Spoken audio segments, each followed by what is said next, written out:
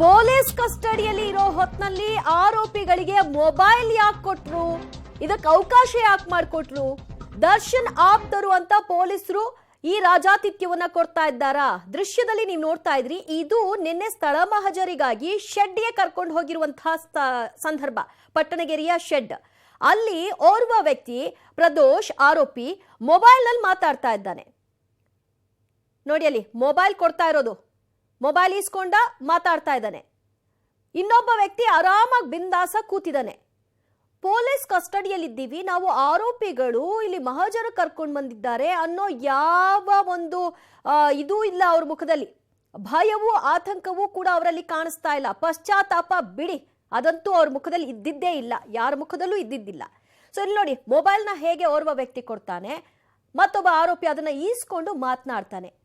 ಪೊಲೀಸರಂತೂ ಅಲ್ಲಿ ಆರಾಮಾಗಿ ಕೂತಿದ್ದಾರೆ. ಇದು ಅವ್ರ ಕಣ್ಣಿಗೆ ಬೀಳ್ಲಿಲ್ವಾ? ಹೇಗ್ ಮೊಬೈಲ್ ಕೊಟ್ರು, ಹೇಗ್ ಮಾತಾಡ್ಲಿಕ್ಕೆ ಅವಕಾಶ ಕೊಟ್ರು, ಅದು ಕೂಡ ಕಸ್ಟಡಿಯಲ್ಲಿರೋ ಹೊತ್ನಲ್ಲಿ? ಮತ್ತಷ್ಟು ಮಾಹಿತಿ ಕೊಡ್ತಾರೆ ನಮ್ಮ ಪ್ರತಿನಿಧಿ ನರಸಿಂಹಮೂರ್ತಿ. ಪೊಲೀಸರೇ ಮೊಬೈಲ್ ಕೊಟ್ರಾ? ಯಾಕೆ ಮಾತನಾಡ್ಲಿಕ್ಕೆ ಕೊಟ್ರು? ಕಸ್ಟಡಿಯಲ್ಲಿರುವಾಗ ಈ ತರದ ವಿಶೇಷ ಅವಕಾಶಗಳನ್ನ ಕೊಡ್ಲಿಕ್ಕೆ ಬರೋದಿಲ್ವಲ್ಲ? ಏನಿದು ಸ್ಪೆಷಲ್ ಆಗಿ ಟ್ರೀಟ್ಮೆಂಟ್ ಮಾಡ್ತಾ ಇದ್ದಾರಲ್ಲ ಈ ಕೇಸ್ನಲ್ಲಿ?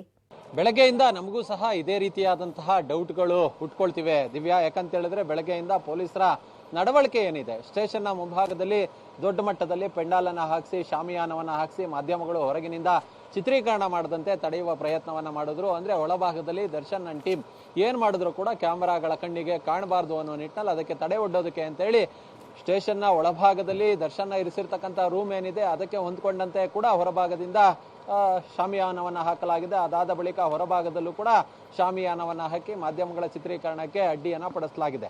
ಇದನ್ನ ಹೊರತುಪಡಿಸಿದ್ರೆ ನಿನ್ನೆ ಪೊಲೀಸ್ ಅಧಿಕಾರಿಗಳು ಈ ಎಲ್ಲ ಆರೋಪಿಗಳನ್ನ ಜಯಣ್ಣ ಅವರ ಒಂದು ಶೆಡ್ಗೆ ಸ್ಪಾಟ್ ಮಹಜರ್ಗೆ ಅಂತ ಹೇಳಿ ಕರೆದೊಯ್ಯಲಾಗಿರುತ್ತೆ. ಆ ಸಂದರ್ಭದಲ್ಲಿ ಆ ಸ್ಪಾಟ್ ಮಹಜರ್ ನಡೆಯುವ ವೇಳೆ ಕ್ಯಾಮರಾ ಕಣ್ಣಿಗೆ ಒಂದು ದೃಶ್ಯ ಲಭಿಸಿದೆ.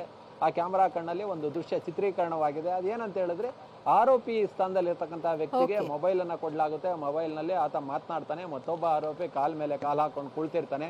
ಇದೆಲ್ಲವನ್ನ ನೋಡ್ತಿದ್ರೆ ಎಲ್ಲೋ ಒಂದ್ ಕಡೆ ಪೊಲೀಸರು ಸಾಫ್ಟ್ ಕಾರ್ನರನ್ನ ತೋರಿಸ್ತಿದಾರ ಇವರ ಮೇಲೆ ಅನ್ನೋ ಅನುಮಾನ ಸಹಜವಾಗಿ ಹುಟ್ಕೊಳ್ತಿದೆ. ಥ್ಯಾಂಕ್ ಯು ಮೂರ್ತಿ, ನಿಮ್ಮೆಲ್ಲ ಮಾಹಿತಿಗೆ. ಸದ್ಯ ಪ್ರದೋಷ್ ಮೊಬೈಲ್ ನಲ್ಲಿ ಮಾತನಾಡ್ತಾ ಇದ್ದಂತಹ ಆರೋಪಿ ಪ್ರದೋಷ್ಗೆ ಮತ್ತೋರ್ವ ಆರೋಪಿ ಮೊಬೈಲ್ ಅನ್ನ ಕೊಡ್ತಾನೆ. ಇವರುಗಳ ಬಳಿ ಇದ್ದಂತಹ ಮೊಬೈಲ್ಗಳನ್ನ ಸೀಸ್ ಮಾಡಿರುವಂತಹ ಪೊಲೀಸರು ಹೇಗೆ ಅವಕಾಶವನ್ನ ಮಾಡಿಕೊಡ್ತಾರೆ ಮಾತಾಡ್ಲಿಕ್ಕೆ?